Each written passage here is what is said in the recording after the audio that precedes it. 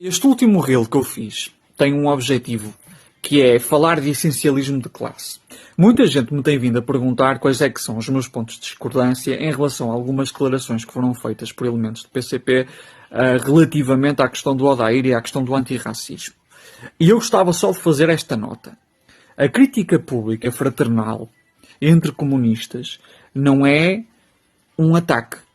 A crítica muitas vezes serve para aguçar os nossos argumentos, serve para realmente mudar determinadas visões e serve para fazermos autocrítica, serve como estratégia de propaganda e é, acima de tudo, uma tática leninista que Lenin descreve muito bem no que fazer. Portanto, a todos os camaradas do PCP que estão a ouvir isto ou a ver isto, é uma crítica fraterna.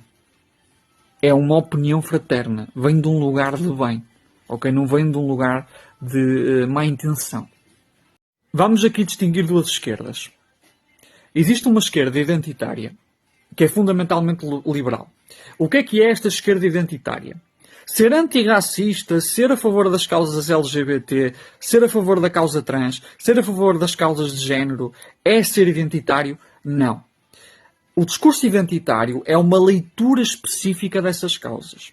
É uma leitura que considera que os problemas sociais relacionados com os vários segmentos da sociedade são fundamentalmente questões de identidade. Ou seja, nós enquanto indivíduos somos perpassados por uma série de experiências e para resolver os nossos problemas que dizem respeito a racismo, que dizem respeito a preconceito de género, etc., nós precisamos que efetivamente a nossa identidade individual seja reconhecida pelo Estado, pelas instituições e pelo capitalismo. E é daí que surge o apoio da esquerda identitária às mulheres CEO, por exemplo. O apoio da esquerda identitária a pessoas como o Jay-Z, o chamado Black Money. A ideia de que se um negro puder ser um capitalista, então nós já cumprimos o nosso papel. É arranjar maneira de incluir determinadas identidades dentro do capitalismo de maneira a que essas questões sejam resolvidas. E não se fala do motor da história, que é a luta de classes. Ora, a luta de classes para os comunistas dará origem iminentemente a um choque que se chama a Revolução Social. E nós compreendemos, comunistas, que a classe é o elemento fundamental das lutas. O que não significa que não possamos estar na causa antirracista, não possamos estar na causa LGBT, não possamos estar em uma série de causas. Em direta oposição à esquerda identitária, existe uma esquerda tradicional, e essas não são as únicas duas esquerdas, onde se incluem comunistas que entende que a classe é o motor da história, mas reduz tudo a uma questão de classe. E é importante enfatizar aqui uma coisa. A classe é o motor da história e é o motor das lutas. Mas não é o único elemento para nós interpretarmos a realidade. Marx não interpretava a realidade apenas tendo como base a classe. Isso é uma mentira. Basta ler os artigos que ele escrevia para jornais americanos e jornais britânicos. Nós conseguimos compreender que o Marx e o Engels tinham uma leitura da sociedade que ultrapassava em muito a mera visão socioeconómica ou a mera visão económica. O Marx compreendia que a humanidade era constituída por retalhos e matizes. Alguma dessa esquerda diz que o problema fundamental é a classe, é a luta de classes. Certo, muito bem. Mas depois diz que todos os problemas serão resolvidos por acréscimo. Ou seja, resolvendo-se a questão de classe, os outros problemas serão eventualmente resolvidos. E, meus amigos, isso não é verdade. Sabem porquê?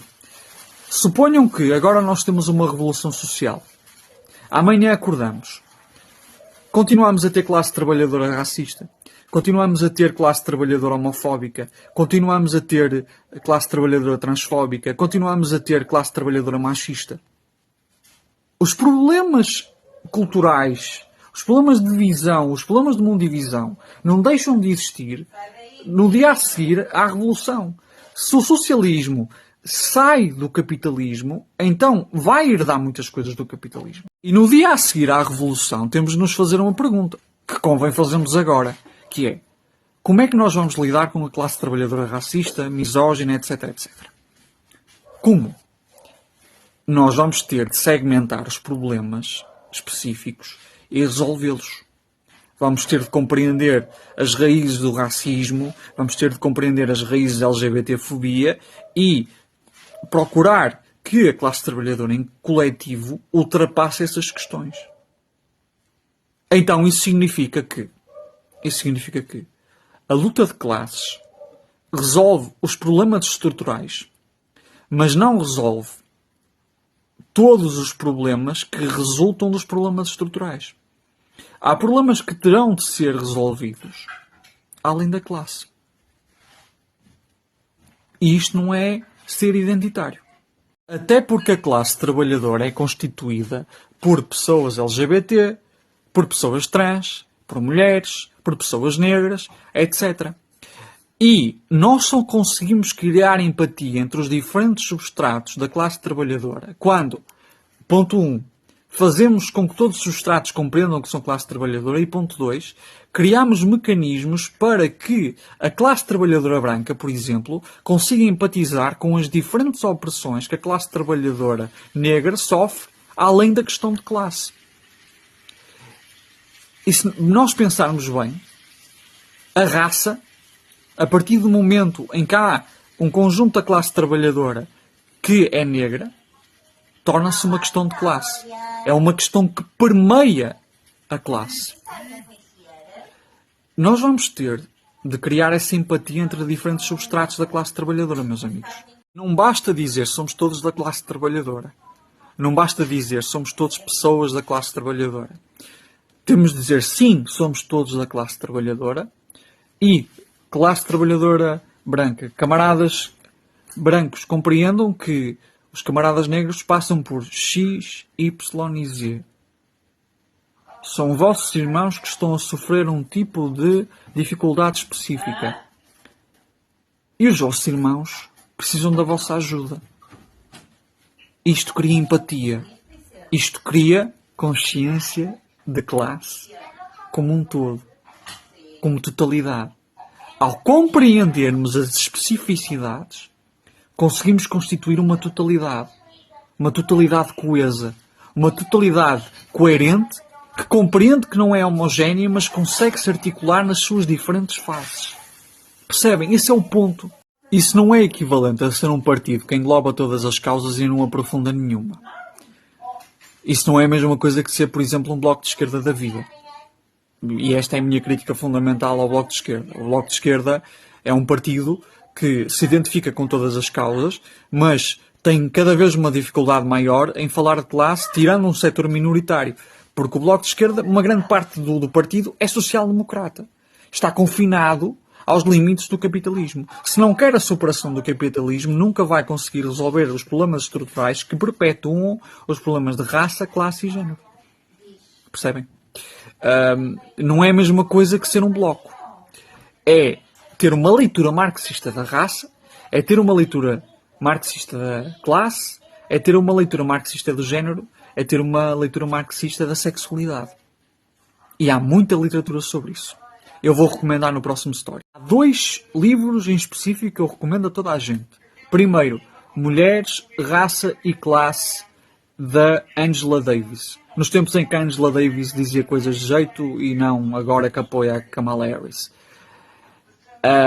E depois há um livro do Hassan Eider que se chama Armadilha da Identidade. Ambos os livros estão disponíveis na internet para fazer download de forma gratuita, para não dizer outra coisa, está bem? Mas se vocês me mandarem mensagem na story, eu consigo-vos orientar essa literatura. Não é que a esquerda marxista não fale destes temas. Agora, há uma certa preguiça em ler as interpretações marxistas destes temas e depois ficamos só por somos todos classe trabalhadora e não devemos dividir a sociedade. Pá, peço imensa desculpa, mas isso não é nada, camaradas. Há que aprofundar mais o debate. Até porque depois o Partido Comunista Português tem a frente antirracista, por exemplo. Não tem. Na sua comunicação pública, seria interessante que se desse mais voz a esses elementos. Até para que outros elementos da classe trabalhadora, e eu acredito que mesmo dentro do PCP, haja elementos que ainda têm preconceitos racistas, machistas, porque são submetidos ao capitalismo como todos nós. Até para esses elementos ganharem mais empatia pelos diferentes substratos da classe trabalhadora. Só assim é que nós vamos conseguir verdadeira coesão enquanto classe. E também começamos a tirar a hegemonia do Bloco a essas causas, que o Bloco faz um desserviço a essas causas. Mas infelizmente é identificado pelos mídias, também porque interessa aos mídias, com essas causas. Para complementar, eu gostava de dizer que é engraçado uma coisa. Os meios de comunicação identificam o Bloco de Esquerda como um partido da causa antirracista, como um partido de causa LGBT, etc, etc. Curiosamente, o partido que mais ativo esteve e que teve militantes a falecer pela luta anticolonial é o PCP. E, por um lado, há culpa dos meios de comunicação que usam o Bloco de Esquerda como filtro para impedir que o PCP tenha voz, e não se preocupem que se o LIVRE crescer, isso vai acontecer ao Bloco de Esquerda, porque o LIVRE está à direita do Bloco de Esquerda, assim como o Bloco de Esquerda está à direita do PCP. Por outro lado, há um problema também que envolve a comunicação pública. Estes temas têm de ter mais presença na comunicação pública. Eu já vi, e não há como negar, elementos, até do Comitê Central, a dizerem que, sim, os problemas da classe trabalhadora são os principais e quando isso se resolver, os outros problemas resolvem-se por conseguinte. Não foi bem isto, mas foi basicamente isto. Não foi ipsis verbis estas palavras, mas foi basicamente isto. Não, ok? Isso é muito vago. É problemático. Isso pode levar a que alguns elementos da comunidade negra pensem que estamos a desmerecer a luta deles. Percebem? E se o PCP faz comunicados acertados, que acabam por retificar algumas declarações públicas, mais vale que as declarações públicas sejam já acertadas. Reparem que, por exemplo, o Álvaro Cunhal escreve uma dissertação muito vanguardista para o seu tempo sobre o aborto. Reparem que o PCP tem figuras históricas na luta pelo feminismo, como Odete Santos. O PCP tem o MDM, por exemplo. O PCP, dentro da sua estrutura coletiva, tem uma série de coletivos, como a Frente Antirracista, o MDM, etc., que cumprem esses papéis de reconhecer as lutas específicas de substratos da classe trabalhadora. Então não é muito difícil melhorar a comunicação pública. Pá, é só, se calhar, consultar mais vezes a Frente Antirracista, o MDM, etc. Esses coletivos existem. Agora, muita gente não sabe que eles existem. Epá, e isso deve-se ao filtro mediático que fazem o PCP, mas também a falhas de comunicação. Outro ponto importante. Imaginemos que em Portugal nós tínhamos um movimento dos direitos civis com a mesma proporção que houve nos Estados Unidos. Se nós agora, comunistas, disséssemos assim, sim, verdade, não sei o quê, mas temos já de resolver o problema de classe, que o resto vem por acréscimo. Vocês acham que isso seria legítimo? Não. Vamos resolver o problema de classe, vamos trabalhar e continuar a trabalhar para resolver aquele que é o problema que nos une a todos, que é o problema de classes.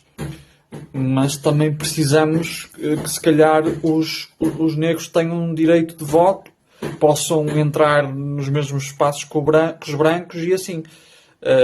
Tratar desses problemas de uma forma mais imediata que o problema de classe, que só vai ser resolvido pela revolução, não é ser identitário. O Malcolm X não era identitário. Pelo menos no final da sua vida. No início, poderia-se dizer que era. Ou o Martin Luther King também não.